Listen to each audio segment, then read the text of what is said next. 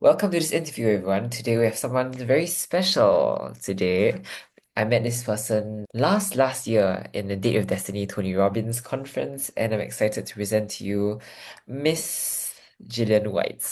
Hi, how are you today? I'm good. I'm happy to be here. Thank you so much for picking me for the interview. I appreciate it. Thank you for saying yes as well. For people who don't really know who you are, do you mind to introduce yourself a bit to the people out there? Sure. So hi everyone. My name is Jillian. I am 43 years old. I Oh, live in New York City. Yeah, very close to Times Square, so Midtown Manhattan. And I am in property technology. So at the start of my career, I was a residential real estate appraiser running my own business. And then in 2016, I joined my first tech startup, and I was employee number 37. And the wow, company this grew. number. Yeah, well, the company grew to over 10,000 people, and it was a unicorn, and there was an IPO, and so I got to ride that wild ride. And then after I left that company, I joined another fintech, this time in prop tech, specific to appraisals, because that's my area of expertise. And now I am my own fintech prop tech founder with my own company, and I've been doing that for the past 2 years. Awesome, let's go. Okay, throughout your journey, I think you have a pretty interesting journey. You were part of a unicorn growth. Oh, that's so cool. Yeah. Your journey, I was wondering what are one of the toughest challenges that you have to face throughout the journey and how do you overcome it? Okay. Oh goodness. So my journey is long. Yeah, Okay, so I'll tell you, I'll break it down into one professional challenge and then one personal challenge. perfect. All right. So if I focus in on the fintech space, I was with the company for 6.5 years. One of the big challenges was, oh, okay, yeah. One of the big challenges was rapid growth. So again, when I joined, I was employee number 37, and then 5 years later, it's 10,000 employees. Um, and one of the challenges that I was seeing, well, number one, I know myself, and I know, uh, I guess my ego, so to speak. And what was really important to me is that no one got hired above me. So when you start with a small company, you're doing everything. And Yeah. then as it grows and expands, the needs of the company change. And so therefore the profile of the people in the roles also change. Yes. The company that I worked for was really good in the beginning, where everybody had an opportunity to move up the ranks. And so that was definitely the case from when I joined to about employee number 1,000. So I never saw anybody have like a new person come in above them until employee number 1,000. And I remember one of my colleagues, my boss came in and she announced to all of us, hey, this guy that we've been working with for the past like year and a half, he's still staying with the company, but he is no longer going to be the head of his department. Here's this new person who is now his boss and the head of his department. And when I saw that happen, I was like devastated. I was like, I do not want that to happen to me. Now, I spoke to my colleague and he was fine with somebody coming in above him. He was like, hey, this is my level. I think he had a team at that point of like 125 people. And he's like, I'm comfortable here. I don't want to move up the ranks. But I knew for myself, um, I would have seen it as a failing on my part, which I don't think is a proper way to look at it. It most certainly would not have been a failure. But at that point in time, that's the language that I was using around it. And so I made it a point. I said, okay, as the company grows, I, as a professional, have to grow along with it to make sure that as the needs of the company change, I am nimble enough to still be the person who runs the department. So I was brought in to run the appraisal, to actually to build an appraisal department at this mortgage bank. And when I started, it was me and one other person. Wow, And you guys have to do so much. yeah. So when my colleague got like passed over, all of us had teams of about 125 to 200 people. And then I made a commitment at that point to do whatever I needed to do in order to stay in my seat. And so what that looked like was um I had to consistently change the way I went to work. So when you started a small company, everybody can like sit around the kitchen table and eat together, and it's you and one other person on your team. Communication is easy. When you get to 125, 200 people, you don't even know everybody on your team. And so that Right. was the first lessons I had. My team was based in India, so I go to India all the time. And when it was one people, really easy, three people, super easy, 10, 15 people, different communication challenges. And then I remember going to India and I had a team of 32. And I printed out the photos of each person and a little blurb about them. And on the 15-hour flight there, I was studying the flashcards of what their names were and which teams they were on and their faces, so that when I got there, I could greet everybody by name. And I remember one of my colleagues saying to me, Jillian, like, your team at this point is really too large for you to have like an individual relationship with each person. I dismissed his advice, and that's why I created the flashcards. And then, like a month later, more people joined my team, and I was like, okay, I can't be the same leader. So I was a very hands-on leader. I know about you, I know about your family, I know what's going on in your life. And I thought that that was what it meant to be a good leader. And then when my team exploded and we blew past the 32 mark, I think we went from 32 to like 100 in a couple of months. I had to recreate myself and say, okay, not only did I not know everybody's name, I didn't even know their faces. And that was jarring for me. And I Crazy. had to essentially go through a mourning process of the leader I used to be. And I had to embrace the leader that I needed to become. That process of like mourning what I had and then stepping into something new, I had to do that like 10, 15 times because ultimately my team grew to 800 people.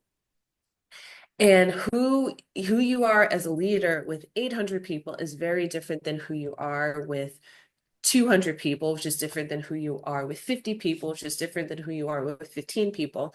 And then I started creating like a system around it. So one of the things I realized is that when I have absolutely no time, when I'm spending all of my days in meetings and I'm completely stressed out, that was my sign that I hadn't switched to the new level of leadership. And that lesson alone really saved me so much time in all areas of my life. So whenever I find myself with no time and super stressed out, what it's telling me is that I have outgrown my systems. My systems were created for one ecosystem of life. And now I'm in a new ecosystem of life and I have to adjust. And so I got really good at like scrapping everything, rebuilding, taking things off of my plate, putting it onto the plates of other people. And then I would have some breathing room and like work-life balance again until things grew or changed. And then I have to do it again. Oh my goodness. And it keeps happening over and over and over again. Yeah. So at a hyper growth startup, it literally it happened about 15 times. That's I was able to get lots of reps in to realize like, oh, no time means that my team has gotten so large that I need to take things off of my plate and put it onto other people's plates. Another thing that came up a lot is I had this idea that being a good leader meant doing everything myself and knowing how to do everything. When you're managing 800 people, there is so much going on in Right. your team and your world that you have no idea about it. And I had to get comfortable with like a certain lack of transparency. Um, and it was really I don't want to say earth shattering, that's being dramatic, but it really rocked me to my core because one of my defining factors as a leader is like I have my finger on the pulse of everything. 800 people, I didn't have my finger on the pulse of much of anything. And so instead of knowing what's going on with my team, then I had to get really good at knowing what was going on with my dashboards, knowing what's going on with my numbers. And I had to manage my processes strictly by the numbers. And then that sounds easy enough, but like, what should you be measuring? What should you be paying attention to? That's a science in and of itself. And so at first I was relying on these dashboards, and then all the dashboards were quirky and they were breaking because they were being built so fast. Then I would get into a rhythm. Then the team outgrows it. Now I'm all stressed out because I'm spending all of my time pulling up Excel spreadsheets and like cleaning up the data. And after a while, I learned like, oh, the team has outgrown these systems and this dashboard, not just our processes and procedures. So like just shifting who I was as a leader from being like super hands-on, I know everybody's name and everything about their lives, to knowing people's names, not knowing much about their lives, to not knowing people's names, to not knowing people's faces, to not even knowing what's going on within the team and being a numbers oriented leader. That's how I was able to keep my seat and keep my position as the company grew and expanded. So like it was painful. I literally called it a mourning process. My family would say to me, like, "Oh, you're really grumpy. Okay, all right, she's in mourning." And that became the code for like she's transitioning into a new phase of the business. But the experience it gave me and the way it has grown me as a person in a very short amount of time has been incredible and like an impeccable opportunity. And then I've been able to use those learnings in my personal life as well. Amazing. Normally, I've learned about like, the five levels of leadership and the cycle of teams. There's a forming, storming, norming, performing, but Mhm. this goes beyond all that. I've never heard of these things like changing the dynamics every few months, 15 times. That's freaking crazy. Yeah.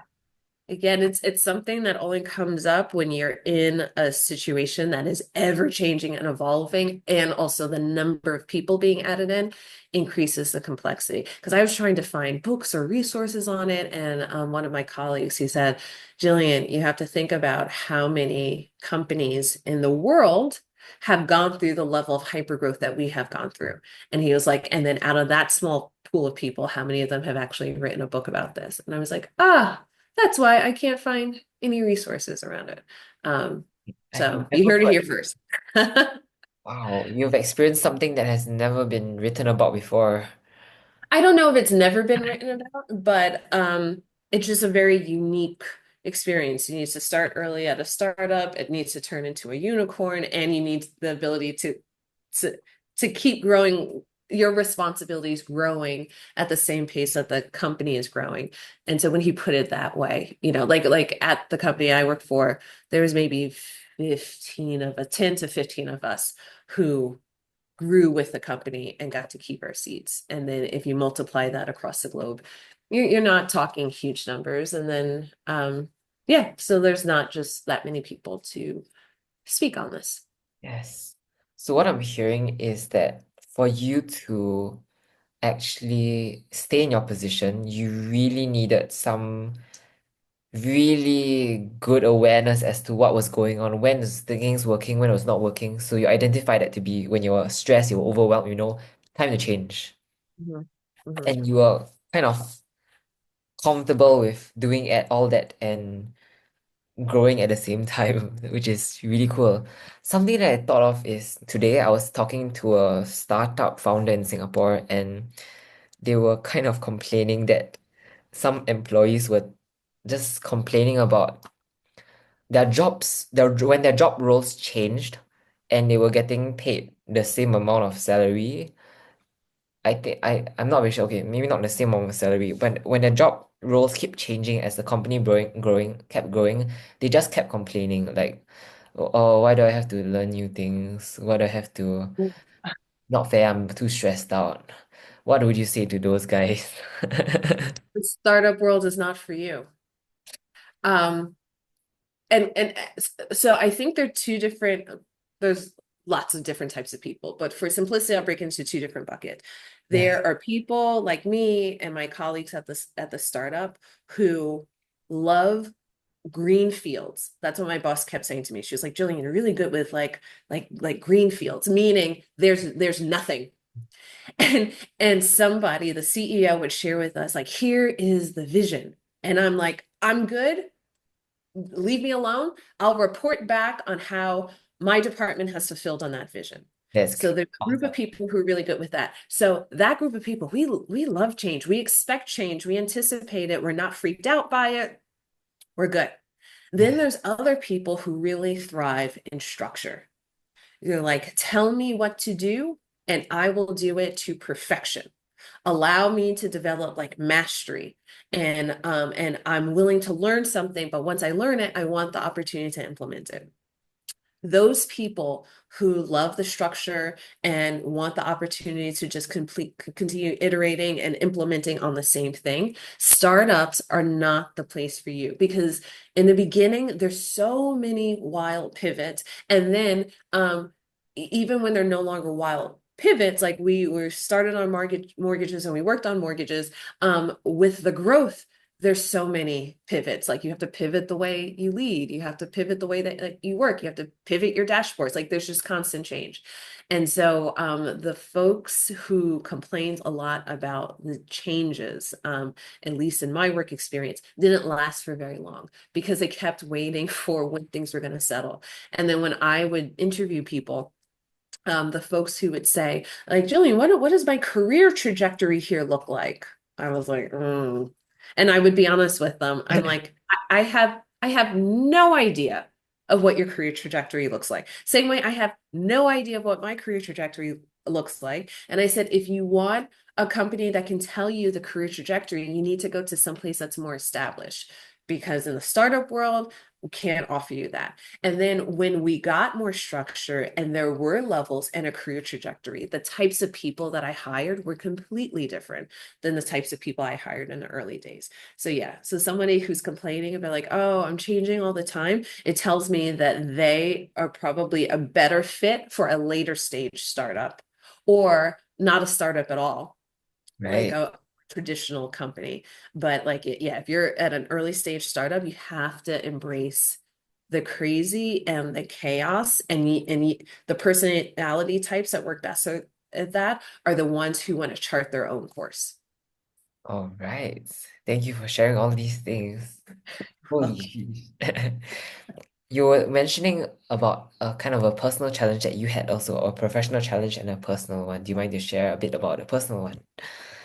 Yeah, so in my personal life, one of the challenges was that I was chronically single. And so Chronic. chronically single is different than like being single in that I have lots of friends who were single because like they would have a breakup, then they would date for a bit, they'd meet somebody, most of them eventually would marry, Hmm. have kids, like follow the very traditional pathway. Yes. Me, I would have like a relationship here, then 5, 6 years would go by, and then a relationship there, a couple of dates here, a couple of dates there, but really no steady and consistent dating history. Yes. And I'm 43 now, and realistically, I've been dating since like I was 16. And Oh, so, ooh, that's a long time for this pattern to persist. And um, in the beginning, so the beginning being like from 16 to 33, that actually wasn't a problem for me at all. Like I actively chose it. And I remember, so I started my appraisal business when I was like 20, 21. And then I was really focused on the business. I moved out of my parents' house at 27. I had to move back in with my parents at age 30. And when I moved back in with them, I said to myself, okay, I can either focus on getting my finances in order, because that's why I had to move back in. I couldn't afford my life. Or I could focus on dating. I was like, I don't have the bandwidth to focus on both. And I made the choice to focus on getting my finances in order. And so I put dating on the side. Took me 3 years to get things in order. I moved out of my parents' house, and then I moved to the city, and like financially, things were good from that point forward. It's only when I got my finances in orders, and I moved to Manhattan that I said, okay, now I'm ready to focus on dating. And so an interesting thing would happen is that like I do well with people. I got along with all of my colleagues. I have female friends, I have male friends. I make no, friends you really do. easily. Thank you. So why can't I figure out this boyfriend part? I was like, it's just a friend with a boy. There's a romantic component. Yeah. And I was like, okay, yeah, things weren't syncing. And also too, with me, one thing that I've actively been working on for the past like 15 years is solving the friction points in my life faster and faster and faster. And so me and my closest friends, we have this joke. If you talk to us on Monday and we're complaining about something, when you talk to us again on Wednesday, we'll be like, oh, yeah, yeah, that thing has been resolved. Now I'll focus on this new thing. Like we resolve things super quickly. So this dating thing persisted for years. And I'm like, what is going on? What is going on? So ultimately, what I recognize is that I wasn't being honest with myself about what I actually wanted. And so I do a lot of personal development stuff, and I did one program where they have you ask the question, what is the payoff of this problem that you have? And that one question really has been a big unlock for me. And so recently, maybe like a year ago, I started asking myself the question, okay, what is the payoff to being single?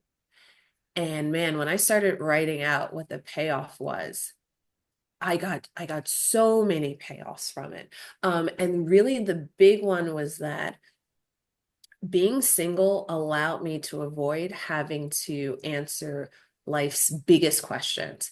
Like, who am I going to share my life with? And there's a lot of risk associated with that. Like, if you make the wrong choice, it can really have a detrimental impact on your life, to put it mildly.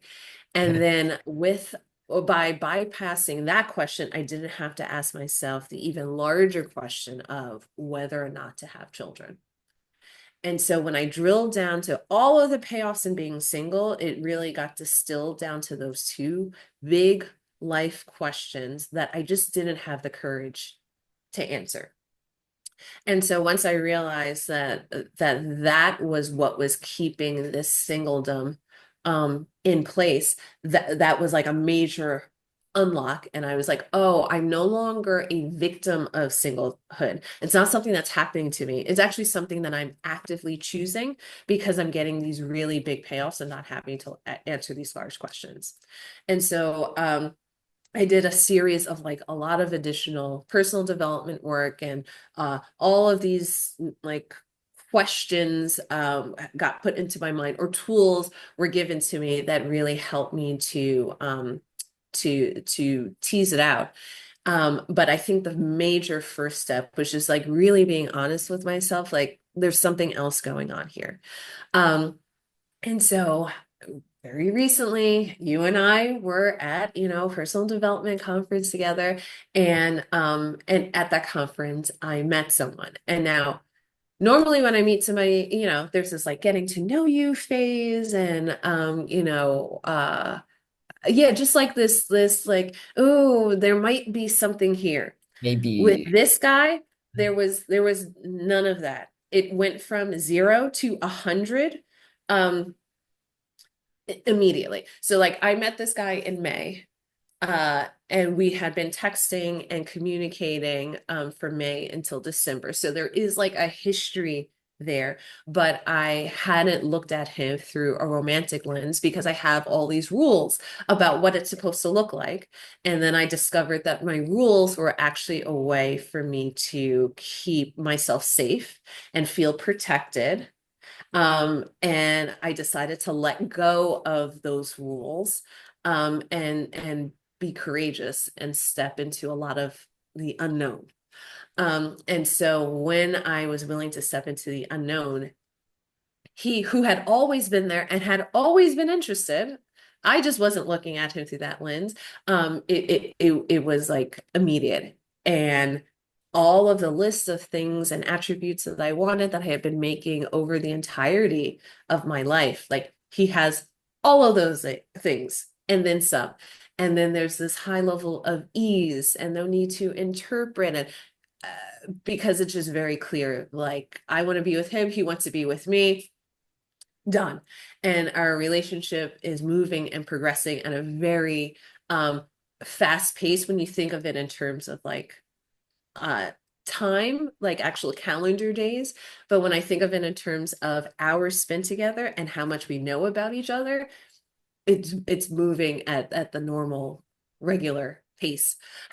But this one has been like the big unlock because I was over indexed on work and having progress in work because that's what I practice at the most. Yeah. And then when I started like interrogating my actions and my activities the same way in my personal life that I did in my work life, then I was very quickly able to see like there's just a lack of courage and a lack of honesty. And once I got honest and once I got courageous, things shifted almost instant. Actually, I'll tell you, we did an exercise at the start of the day, and they're like, "What do you want to happen in your life, specifically in this year?" And I wrote down, "I want to meet my guy today."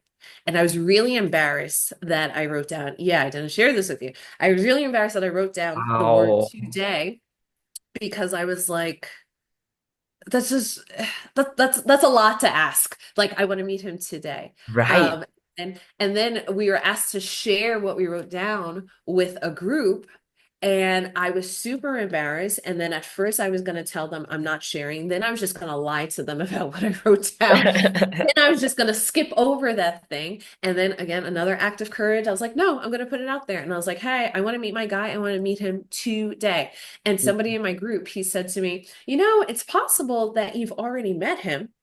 And when the guy said it, I was like, yeah, yeah, yeah. I didn't actually believe it, but I was like, okay, sure, fine. And I met my guy, or like we came together 4 hours after I wrote down today. That's crazy. You set an intention, you set a direction, and you made it happen. I mean, well, there was a lot of work that had been done prior to that, but I think the big Yes. unlocks was acknowledging this isn't happening to me. I am choosing it. And I'm choosing it because of these two big questions that I haven't had the courage to answer. And then when I took a courageous step, yes, he was right there. 4 hours later, I was like, boom, met my guy today. Oh my goodness, that is freaking crazy. How did you feel when that happened? Oh, Oh my God. I mean, euphoric. Also, okay. So euphoria, um, joy, like disbelief. Both he and I had disbelief because he was doing the same exercises over on his end, yes. writing out like who he was looking for. Um, but also I felt incredibly powerful. And I felt like I had to step up the level of integrity of my words because I was like, ooh, I put out this like really big wish and request out to the world and it delivered. And I was like, okay, so that means when I'm complaining, when I'm upset, when I'm speaking harshly, those words also have the same power to deliver. And so it increased my level of awareness about really being impeccable with my words because my words, I recognize them to be so much more powerful than I ever did before. So that's the main state I've been in since then. So like when I get into like negative head loops or cycles or whatever, I'm much more committed to breaking that because I realize I have the power to make anything that I say come true. So I got to make sure I'm speaking what I want and not what I don't want. Yes, and any of one of us has that power within us, whatever we really that goes on in our head. Just Every last one of us has that power. This was the first time I direct the power to yes, exactly what I wanted in my personal life. In business, I would do that a lot. But yes. in my personal life, I just was detached from that level of power. And so when I tapped into it, it really blew me away. And I was like, ooh, this is a powerful tool that needs to be used like with care because it can also be destructive.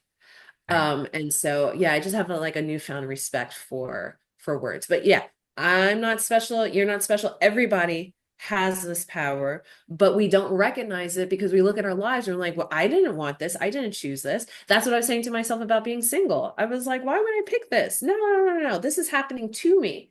And then once I got really honest, I was like, no, there's some stuff I don't want to deal with. And single allows me to like bypass it. That's a really cool insight. it goes beyond life is happening to you, but for you, but it's more like I've been choosing my path. I am the sum of all I am the sum of all the decisions I have been making up to this moment. Something Yes. like that. Yes. But mainly, like, I think when people say that I'm the sum of all of my decisions, you're just looking at your actions and you're thinking your actions are your decisions. When Mm. in fact, the number one decisions that you're making every day are what thoughts are you thinking? I am the sum of all of the mental decisions I am making. And That so now when I look at my life and I don't like the result, I'm no longer pointing outwards and saying, oh, like this happened, that happened, that happened. I check myself and I'm like, what have I been thinking about this particular topic? And man, when you write down what you've been thinking about something and then look at the result, they always match up. It's like mystery solved. So yeah, so think of decisions as like thoughts yeah, because I think we have like 90,000 of them per day. around there. That's going to supersede any decisions or actions you take in the physical world. You know, you might do 100 actions per day, but 90,000 thoughts per day. Like Yeah. make decisions wisely up here. Yes. Make decisions wisely up there. All right. Thank you for your shares. They have been absolutely amazing and impeccable. If I'm using the vocabulary correct, I will steal that piece of vocabulary from you. I think it's Please steal that piece of vocabulary. It is I you. think I love that piece of vocabulary now. Okay, going forward, could you share some of the things you're looking forward to happen and create in your life with these newfound distinctions that you have had? That's amazing. Yeah. Uh, so now that my relationship to my words has changed and I want to really be impeccable with my language because I see how powerful it is. Yeah. One of the things I'm tackling is my conversation about around money. Mm. So I told you earlier, like when I was 30, I had to move back in with my parents. I thought I was going to live with them for 3 months. It took 3 years to get my finances in order. And then after that, things really took off financially for me. And so where I am now is that things are excellent financially, Yes. and the conversation in my head is negative. It is so frustrating. So like I have more money in the bank than I ever thought I would have. Yes. And I'm in this negative loop around finances. And so the reason for that is being a founder, the finances coming in are less than the money that I was making at the startup. And I'm dipping into my savings, which makes me uncomfortable. I have a story about I'm not supposed to touch my savings, which is ridiculous because the whole reason why you have savings is so that when you don't have the income coming in, you can spend it. So I Mm. have a backward story about money and what its purpose is. But I realize that I want to be impeccable with my words. I want to be impeccable with my thoughts. So revamping that conversation and taking it from a scarcity conversation to one of abundance is like my number one priority. Because the thing is, I am abundant. I'm just overlaying it with this scarcity nonsense because my standards for my thoughts haven't been as high as they need to be. But I'm a person who says I want to meet somebody today and I meet the person that day. So if And I'm did it. thinking I don't have enough, I'm powerful enough to make that true. So that's what's next for me. All right. You're such a force of nature. Oh my goodness. Thank you. You Yeah, are. we are all such forces of nature. Yes. We're all such forces. So we have to harness our energy in the direction we want it to go. Yes. I love that you are like you said the unicorn, your that company was in hyper growth. I think you are really hyper aware of yourself, like everything around you. You have such a good grasp of who you are as a person, where your strengths lie, and you're so in tune with your power, and that's freaking awesome. Why, Yeah. thank you. And Eugen, I see that same energy in you. And if I could just take a moment to like acknowledge you publicly. You and I have known each other for a year now because we met the personal development retreat like exactly a year ago. And I remember you from that. There were thousands of people in the room, but I remember you because I was like, wow, like he really plays full out. And then I've had the opportunity to see you in different environments and different groups. And you always give 115%. And it's inspiring to me to step up my game. And I guarantee you are going to be wildly successful beyond your dreams because anybody who has the muscle for consistency and playing full out the way that you do, like it would go against the laws of physics for everything you want not to flood into your life and explode in the best way possible. So, you know, I know that there have been some challenges across this past year because I've had the privilege of witnessing you as you communicate with the different groups we're a part of. But I'm telling you, it's going to come to an end, and your consistency in the way you show up, it's guaranteed, guaranteed. If I were a betting woman, I put my money on you. That's amazing. Thank you so much. I truly appreciate it. Thank you. You're welcome.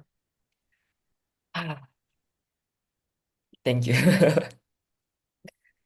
Okay, so with that, I think we'll come to the end of the interview. Thank you so much for coming on and sharing all your amazing insights with us. My pleasure. Thank you for having me. Thank you. Okay, bye-bye to the recording.